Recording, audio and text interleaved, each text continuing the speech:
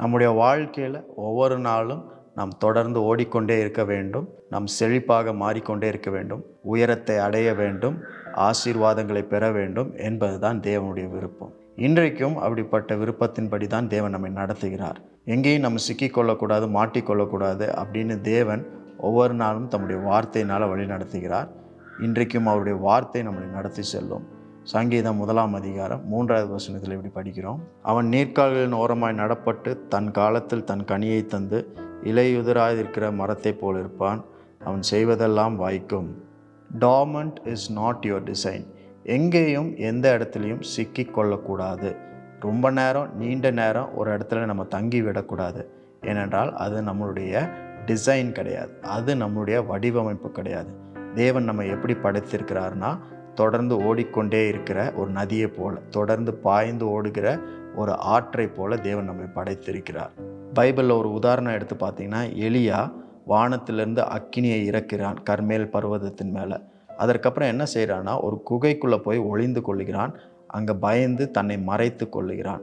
ஆனால் அந்த இடத்துலையும் தேவன் அவனை நோக்கி அவனிடத்துல பேசி அந்த இடத்துலேருந்து வெளியில் வர வைக்கிறார். மீண்டுமாக அவனை பலப்படுத்துகிறார், அவனை ஓட வைக்கிறார். Hiding place is good only for some time. மறைவிடம் நம்மளுக்கு ரொம்ப நல்லது, ஆனால் குறுகிய காலம் வரைக்கும் தான் அது நல்லது. ரொம்ப நேரம் ஒரே இடத்துல மறைந்திருந்தோன்னா தேவன் அங்கே வந்து நம்மளை சந்திக்கிறார்.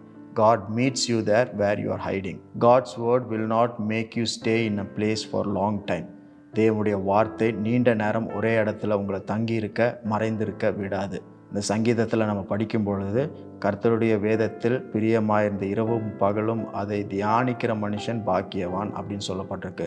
அந்த மனுஷன் தான் நீர்க்கால்களில் ஓரமாய் நடப்பட்ட மரத்தை போல இருக்கிறான். தன் காலத்தில் தன் கனியை தருகிற மனுஷனாக இருக்கிறான். அப்போ நீங்கள் கர்த்தருடைய வார்த்தையை தியானம் செய்து படிக்கும் பொழுது அந்த வார்த்தை உங்களை ஒரே இடத்துல தங்கி இருக்க விடாது.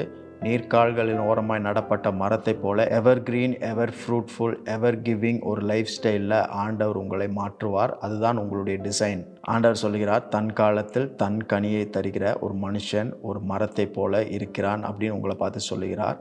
ஸோ இன்றைக்கு இந்த மாதம், இந்த நாட்கள் எல்லாமே உங்கள் காலம், உங்கள் கனி. தன் காலம், தன் கனியை தருகிற ஒரு காலத்தில் நீங்கள் இருக்கிறீங்க. நீங்கள் அதில் உறுதியாக ஷுவராக சொல்ல முடியும். எப்போனா, நீங்கள் அவருடைய வார்த்தையை தியானம் பண்ணி அதில் மகிழ்ச்சியாக, அதில் திருப்தியாக இருக்கும் பொழுது உங்கள் காலம் இதுதான், உங்கள் கனி தருகிற காலம் இதுவாக இருக்கிறது. Assurance comes from meditating the word of God. தேவ வார்த்தையை தியானம் செய்கிறது தான் நம்ம வாழ்க்கையில் உறுதியை, நம்பிக்கையை தருகிறது. ஒருவேளை இந்த நாள் வரைக்கும் ஏதாவது ஒரு மறைவிடத்தில் மறைந்திருந்தீங்கன்னா, ரொம்ப நேரம் ஒரே இடத்துல தங்கி இருந்தீங்கன்னா, இது உங்களுடைய டிசைன் கிடையாது, இது உங்களுடைய இடம் கிடையாது அப்படின்னு ஆண்டவர் சொல்லுகிறார்.